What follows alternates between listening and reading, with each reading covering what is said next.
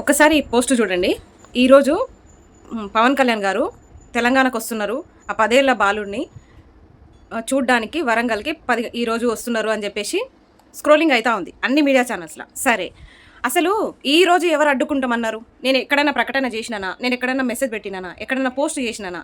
కానీ జన సైనికులు ఒక్కసారి చూడండి ఎంత అసభ్యకరమైన పోస్టులు పెడుతున్నారంటే ఇప్పటికే వదలట్లే.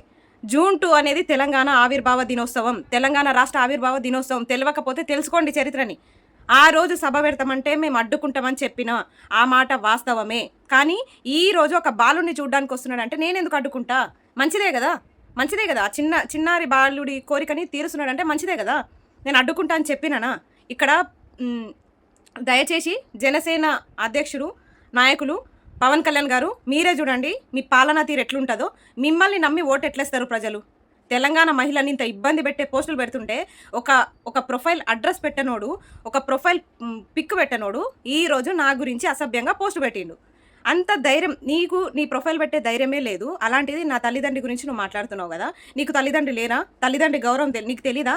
అసలు నన్ను అన్నారు, నా మీద రోజు ఒక పోస్ట్ పెడుతున్నారు. అయినా సరే లైట్ తీసుకుంటున్నా. నా తల్లిదండ్రులు ఏం చేసిరు? లోకంలో లేని నా తల్లిదండ్రులు ఎందుకు అంటున్నారు? ఒక అమ్మకి అబ్బకి పుడితే నువ్వు వచ్చి అడ్డుకో అంటున్నారు. దీనికి పవన్ కళ్యాణే సమాధానం చెప్పాలి. నిజంగా నేను అన్న తప్పేంది? తమ్ముడు పవన్ కళ్యాణ్ అంటే నా మీద గింత చేస్తున్నారు కదా. ఇన్ని అరాచకాలు చేస్తారా? మీరు తెలంగాణలో గెలిచి మీరు అధికారంలో ఉంటే ఇంకెంత చేస్తారు చెప్పండి. నేను మాట్లాడిన దాంట్లో తప్పుందా? ఏం పోస్టులు ఇవి? ఒక అమ్మకి అబ్బకి పుడితే నేను వచ్చి అడ్డుకోవాలంట. ఇప్పుడు నేను అడ్డుకోకపోతే నేను అమ్మకి అబ్బకి పుట్టానట. నేను చెప్పినానా ఈరోజు అడ్డుకుంటా అని? ఎట్లా పెడుతున్నారు? కామన్ సెన్స్ ఉందా? కొంచెమన్నా బుద్ధుందా? మీ వల్ల చెప్తున్నా కదా, పవన్ కళ్యాణ్ ఇంతకింతకు తెలంగాణలో దిగజారుతాడు చూడండి.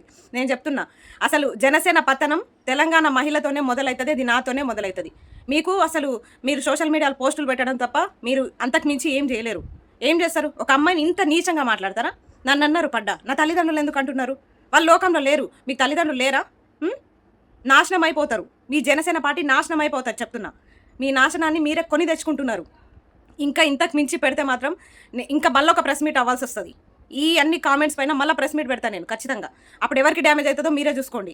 నోరు మూసుకొని మీ నాయకుడు వస్తున్నాడు, మీ పని మీరు చేసుకోరి.